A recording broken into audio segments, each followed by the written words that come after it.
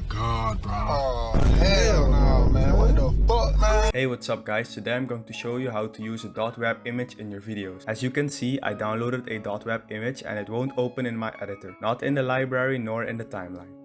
This also happens in Premiere Pro. First thing you got to do is to type web to PNG converter and look for one named EasyGIF. Then you choose the .web file you want to convert and upload it. Click on Save Image and rename it and download it.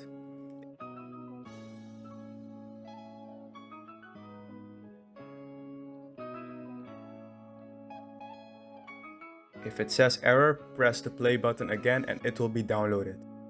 Once downloaded, drag it into your editor and there it is. That's the end of this tutorial. If it helped you, I'd appreciate it if you give this video a like and subscribe. Peace.